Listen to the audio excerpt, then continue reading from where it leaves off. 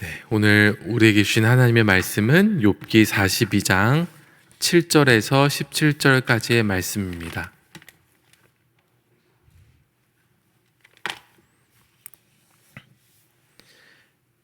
욥기 42장 7절에서 17절까지의 말씀을 제가 봉독하겠습니다.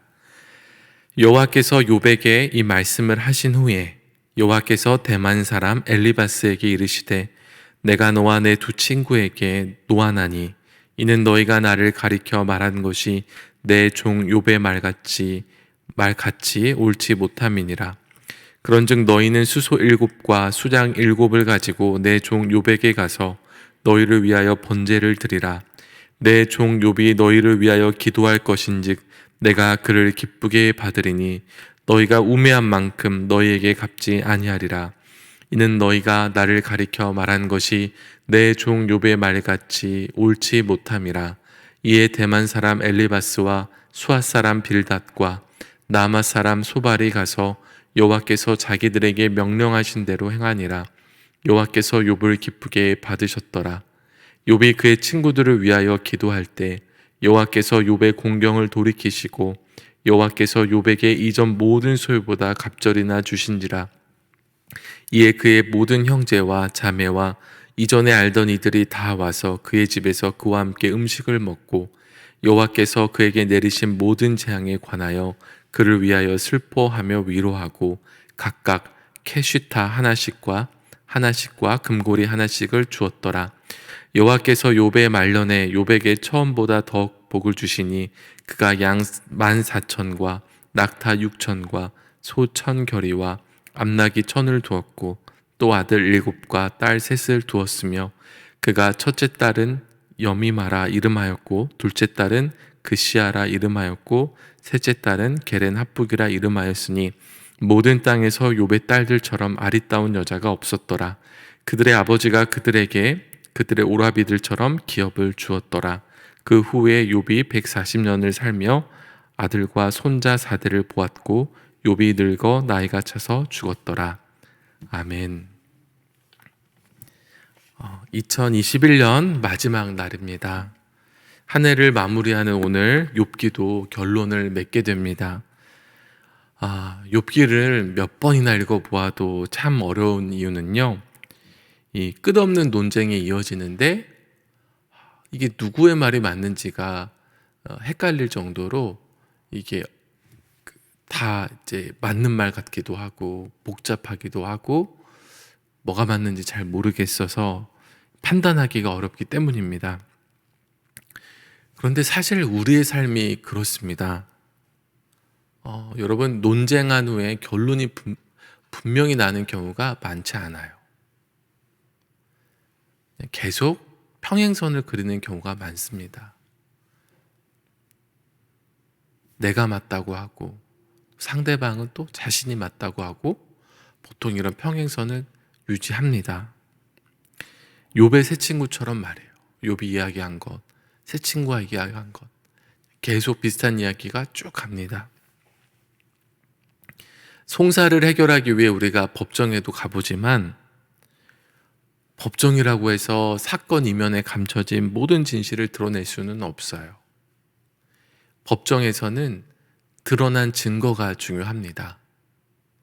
그리고 법리가 중요해서 그렇게 판결을 내리는 것이기 때문에 사람 속마음에 있는 게 뭔지는 전혀 알 수가 없는 거예요.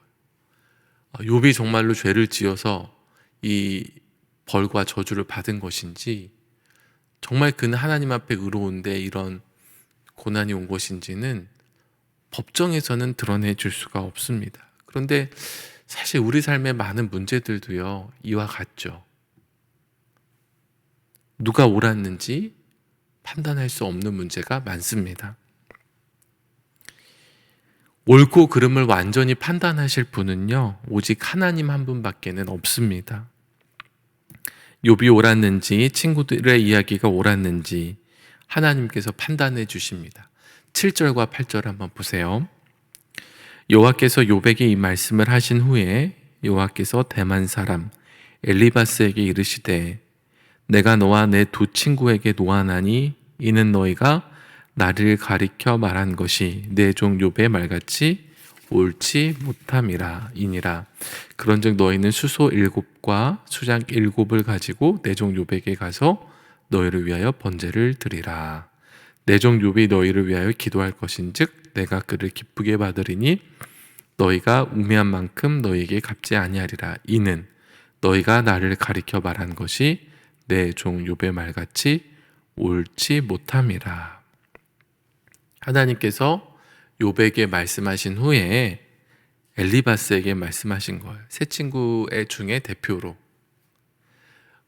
엘리바스와 그의 두 친구에게 하나님께서 노하셨는데 그 이유가 바로 그들이 하나님을 가리켜 말한 것이 욥의 말같이 옳지 못했기 때문이라고 하시는 거예요. 하나님께서 욥의 손을 들어주신 거죠. 저는 하나님의 심판은 두려운 것이라고만 생각을 해왔는데 오늘 본문을 통해서 하나님의 심판이 얼마나 중요하고 또 꼭 필요한 것인지를 알게 됩니다. 하나님의 심판은 굉장히 두려운 것이면서도 동시에 기다려지는 거예요. 이 세상에서는 완전한 심판이 이루어지지 못해서 억울할 수 있지만 하나님께서 모든 것을 밝히 드러내시고 또 심판하시면서 그날에 갚아주실 겁니다. 하나님께서 욥의 손을 들어주시면서 판례가 하나 생기는 겁니다. 하나님께서 의인을 축복하시고 악인을 저주하는 게 맞지만 이 세상 살 동안에 다 그렇게 완전히 갚아주신 건 아니고 또 하나님께서 주시는 축복이 우리가 세속적인 관점으로 볼 때는 복이 아닐 수도 있다. 어려움 당한다고 무조건 죄 지은 것은 아니라는 것을 우리가 이번 판결을 통해서 알게 되는 거예요. 사실 성경에서 나오는 복은요, 우리 세상에서 말하는 복과는 매우 다릅니다. 여러분, 우리가 성경 속에 나오는 인물들을 사모하지만 막상 하나님 이들처럼 살게 해달라는 기도가 잘 안 나오는 이유가 있어요. 너무나도 고되고 힘들기 때문에. 사도 바울처럼 살고 싶으신가요? 다윗처럼 살고 싶으신가요? 요셉처럼 살고 싶으신가요? 믿음의 아버지 아브라함처럼 살고 싶은가요? 그들의 삶의 이면을 다 살펴보면은 똑같이 살라 그러면은 아마 별로 반가울 수가 없습니다. 욥의 세 친구는 세속적인 복의 기준으로 성경을 해석하면서 욥이 당한 고난이 그의 죄 때문이라고 말했습니다. 그들의 잘못된 해석은 잘못된 판단 이상의 심각한 문제를 낳았습니다. 여러분, 가뜩이나 고통과 고난으로 절망에 빠진 이들을요, 정죄함으로써, 야, 너 그거 죄 때문이야. 너 얼마나 하나님 앞에 심각한 죄를 졌길래 그런 큰 저주를 받았어. 너 회개해. 이게 삶이 어려워진 것에다가 더 큰 정죄를 얹음으로써 그들을 완전히 사회에서 매장시켜버리는 거예요. 모든 고난과 저주가 죄 때문인 것은 아닌데 심각한 죄가 유발한 것이라며 윤리적으로도 비판한 거예요. 근데 반대로 보면 부유하고 건강하고 소위 잘 사는 사람들은 잘 살 뿐만 아니라 그렇게 된 것이 의의 결과라고 말했기 때문에 하나님 앞에서 실제로는 의인이 아니면서도 존경과 기득권을 유지할 수가 있게 되는 거예요. 힌두교와 같은 종교 그 사회가 이래요. 딱 이렇습니다. 예수님께서 오셔서요, 하나님의 아들이 이 땅에 오셔서 그러한 모든 부조리한 것들을 깨뜨리셨어요. 책망하셨습니다. 바리새인들 향해서 독사의 자식들아 말씀하셨어요. 예수님께 사람들이 물었죠. 선생님, 저 사람이 장애를 갖고 태어난 게 그 사람의 죄 때문입니까? 그 부모의 죄 때문입니까? 예수님은 죄 때문이 아니고 하나님의 영광을 드러내기 위함이다 말씀하시면서 그를 그 자리에서 고쳐주셨어요. 장애가 죄 때문이 아니고 하나님의 영광을 위한 것이라고 말씀하시는 거예요. 주님은 죄인의 친구가 되어주셨을 뿐만 아니라 약하고 병든 자들을 고쳐주셨어요. 12해의 혈루증을 앓던 여인은 저분의 옷자락만 만져도 내 죄가 나을 것 같아. 그런데 문제가 있어요. 이 피를 흘리는 여자는 부정하거든요. 이 부정한 여인에게 닿는 자는 또 부정해져요. 그러니까 사람들에게 도저히 나올 수가 없는데 방법이 없으니까 이 여자가 숨기고 가서 예수님 옷자락 만진 거예요. 그러니까 병자는 사실은 예수님 앞에 나오는 것도 어려운 겁니다. 그런데 누가 내 옷자락을 만졌느냐? 예수님은 그 여자를 책망하실 줄 알았는데 그 여자를 따뜻한 말씀으로 안아주시는 거예요. 하나님의 마음은 실제로는 그런데 사람들은 하나님의 말씀을 재단하면서 자신들을 위해서 왜곡했던 겁니다. 욥의 세 친구들에게 하나님이 노하신 이유가 바로 이 때문이에요. 또한 성전에 많은 헌금을 하는 부자들보다 가난한 과부의 2렙돈이 하나님 앞에 더 크다고 예수님 말씀하셨어요. 부자의 부스러기를 먹고 살았던 거지 나사로가 천국에 가고 부자가 지옥에 가는 비유를 말씀하시면서 이 세상에서 나타나는 모습과 천국에서의 삶이 다를 수 있다고 말씀을 해주셨어요. 근데 욥의 세 친구의 논리대로 따라가자면 이 세상에서 부자가 당연히 천국도 가는 거예요. 그건 아니라는 거예요. 그들이 하나님에 대해 가리켜 한 말이 옳지 못함이니라. 그들이 하나님에 대해서 많은 말 했어요. 사실 옳은 말 같습니다. 그런데 약간씩 왜곡되면서 바뀌면서 그들에게 유리하게 적용되면서 심각하게 왜곡했기 때문에 하나님은 노하셨어요. 반면에 의인이었던 욥은 하나님을 향해 있었어요.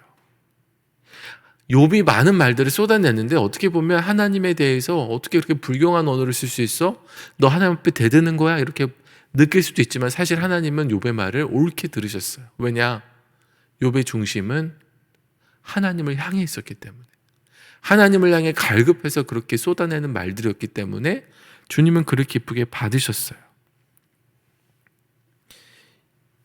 이 오늘 이 말씀이 우리 후대를 살아가는 믿음의 백성들에게 정말 중요한 말씀이 되는 겁니다. 판결에는 배상이 빠질 수가 없죠. 하나님은 욥의 세 친구에게 수소 7과 소장 7을 가지고 욥에게 가서 그들 자신을 위해 번제를 드리라고 하십니다. 근데 거기에 조건이 하나 더 붙어요. 소 7과 소장 7은 이들이 가져가서 할 수는 있는데 욥이 해줘야 될 게 있어요. 그게 뭐냐면 욥이 그들을 위해 기도해 주는 거예요. 그렇게 할 때 하나님께서 그들의 우매함을 갚지 않으라고 말씀하세요. 여러분, 하나님은 잘못된 대상에 가서 용서를 구하게 하시는 분이세요. 영화 밀양에서 제기하는 심각한 문제가 있잖아요. 하나님께만 회개했다고 끝나는 것 아닙니다. 하나님은 잘못한 대상에게 가서 반드시 용서를 구하게 하세요. 우리나라 기독교 역사를 보시면 1907년 대부흥운동이 일어났을 때 회개운동이었는데 하나님은 반드시 보속하게 하셔요. 성령님께서 잘못한 사람에게 고백하고 사죄하고 배상하고 10년이 지나서 오랜 기간이 지난 것도 굳이 찾아가서 갚게 하시는 그런 일들을 일으키셨다는 거예요. 성령의 역사는 반드시 하나님께만 용서받았다고 나 용서받았어야 하지 않습니다. 그거는 잘못된 거예요. 여기서 잘 봐야 될 게 있는데 욥의 친구들을 용서하여 그들을 위해 기도할 때 하나님께서 욥을 기쁘게 받으실 거라는 말씀이에요. 이게 욥이 너희들을 위해 기도해주면 내가 너희들을 기쁘게 받으리라라고 나오셔야 될 그 자리에 욥을 기쁘시게 받으신다는 말씀을 하시거든요. 이 구절을 보세요. 이에 대만 사람 엘리바스와 수아 사람 빌닷과 나아마 사람 소발이 가서 여호와께서 자기들에게 명령하신 대로 행하니라. 여호와께서 욥을 기쁘게 받으셨더라. 새 친구를 용서하시면서 기쁘게 받으셨더라고 말씀하실 것 같은데 욥을 기쁘게 받으셨다고 말씀하시거든요. 그래서 10절을 보세요. 욥이 그의 친구들을 위하여 기도할 때 여호와께서 욥의 공경을 돌이키시고 여호와께서 욥에게 이전 모든 소유보다 갑절이나 주신지라. 욥이 친구들을 위해 기도했을 때에 하나님께서 욥을 축복하셨어요. 욥의 모든 공경을 돌이키셨어요. 욥을 기쁘게 받으셨어요. 여기서 우리는 아주 중요한 사실을 깨닫게 됐는데, 하나님께서는 우리가 용서하는 것을 정말 기뻐하시는구나.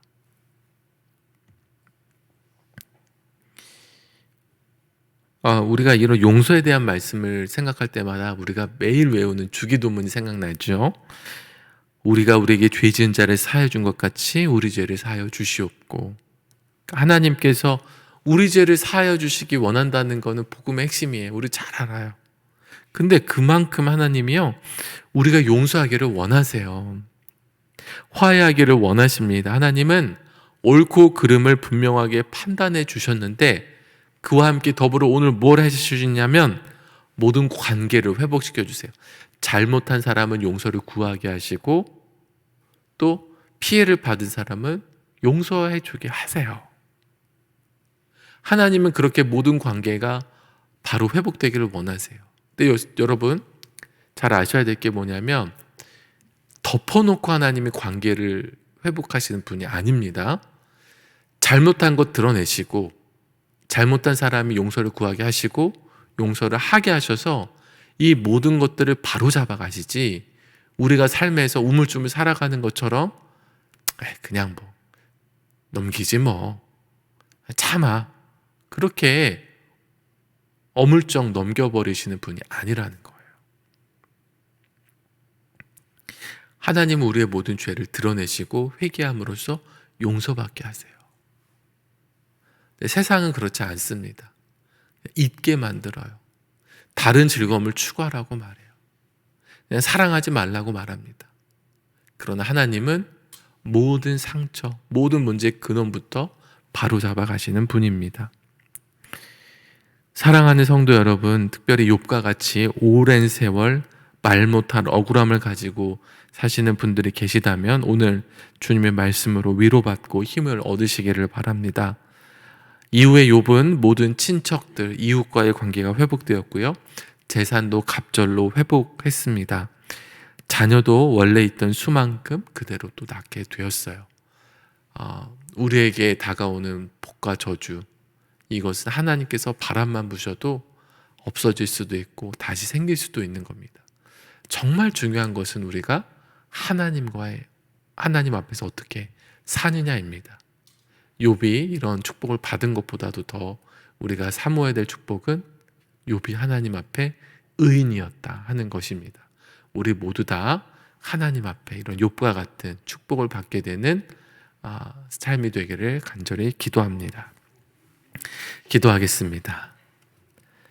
살아계신 하나님 아버지, 오늘 2021년도를 마무리하는 마지막 날인데 오늘도 주님 앞에 나와 기도로 이 하루를 시작하게 해주셔서 감사를 드립니다. 특별히 욥기를 결론 내면서 귀한 말씀으로 인하여 위로받고 힘을 얻고 또 소망을 얻게 하여 주시니 감사를 드립니다. 하나님께서는 심판하시는 분이십니다. 그 심판이 두려운 줄만 알았는데 오늘 이 말씀 속에서 그 심판이 우리에게 큰 위로가 될 수 있음을 깨닫습니다. 의인의 손을 들어주시고 모든 일들을 밝히 드러내시며 완전한 공의로 심판하시는 주님, 그 하나님을 기대함으로 소망함으로 살아가는 저희들이 되게 하여 주시옵소서. 하나님 또한 모든 인간관계를 회복하시는 주님, 잘못을 드러내시고 잘못한 사람이 용서를 구하게 하시고 또 용서를 베풀게 하십니다. 우리가 그렇게 살아가게 하여 주십시오. 오늘 한 해를 마무리하면서 우리가 혹시 용서를 구해야 될 사람은 없는지, 용서해 줘야 될 사람은 없는지 돌아보는 이 하루가 되게 하여 주시옵소서. 그리하여서 정말 하나님이 기쁘게 받으시는 삶이 되어서 모든 공경에서 돌이키시고 이전보다 배로 축복하시는 놀라운 은혜를 경험하게 하여 주시옵소서. 오늘도 2,000번째 예물을 드린 손길들이 있습니다. 하나님께서 그 기도 제목을 아시지요. 하나님 들어주시고 또한 가장 좋은 것으로 채워 주시옵소서. 하나님, 이 시간 교회를 위해 기도합니다. 주님께서 피로 사신 교회, 주님의 몸된 이 교회를 축복하여 주셔서 주님 오시는 그날까지 온전한 교회로서 사명 다하게 하여 주시옵소서. 교회의 영광을 끝까지 우리가 드러내게 하여 주시옵소서. 세우신 김진홍 담임 목사님의 영육간의 강건함과 성령의 충만함을 허락하여 주셔서 매일 주의 뜻대로 순종하며 나아가 하나님이 기뻐하시는 교회로 온전히 이뤄가는 데 쓰임받게 하여 주시옵소서. 모든 성도 한 분 한 분, 한 가정 한 가정 축복하여 주시고 오늘도 믿음 안에서 바로 서서 하나님 앞에 영광 올려드리며 살아가게 하여 주시옵소서. 특별히 연로하신 우리 성도님들 있습니다. 모세 선교회, 안나 선교회, 하나님 귀한 우리 신앙의 선배들을 축복하여 주시고 특별히 하나님을 향한 소망이 날마다 더 새로워지고 더 굳건해질 수 있도록 인도하여 주시옵소서. 불안하고 두려운 마음보다도 더 하나님께 주시는 평강과 위로와 기쁨으로 매일매일 하루하루를 주 안에서 기쁘게 살아가게 하여 주시옵소서. 요즘 코로나 때문에 많은 질병의 어려움이 있는데 하나님께서 지키시고 보호하여 주시고 평안한 축복을 더하여 주시옵소서. 특별히 교회를 위해 기도하실 때에 그들의 기도에 응답하셔서 우리 교회가 더욱더 하나님 뜻에 합당한 교회로 나아가게 하여 주시옵소서. 하나님, 오늘 저녁에는 송구 영신 예배가 있습니다. 이 예배가 우리 모든 성도에게 은혜가 되며 또 한 해를 마무리하고 새 한 해를 열어가는 귀한 축복의 예배가 되기를 원합니다. 하나님, 크신 은혜를 내려 주시옵소서. 또한 다음 주 월화수에 있을 신년 부흥 축복 성회를 기억하여 주시고 하나님 크신 은혜 예비하여 주사 한 해를 말씀으로 은혜로 시작하는 모든 성도들 되게 하여 주시옵소서. 그리고 우리 교회 안에 뜨거운 성령의 불길이 타오르는 귀한 부흥회가 되도록 강사 목사님 위에 특별한 은혜를 더하여 주시옵소서. 하나님, 군에 나가 있는 자녀들 있습니다. 하나님 이들을 지켜주시고 특별히 그곳에서 하나님을 더 알게 하여 주시며 건강하여서 정말로 미래를 위한 귀한 인재로서 성장할 수 있도록 도와주시고 또한 대입 과정을 거치는 수험생들이 있습니다. 하나님께서 한 걸음 한 걸음 인도하여 주셔서 끝까지 최선을 다하게 하시고 가장 좋은 결과로 응답하여 주시옵소서.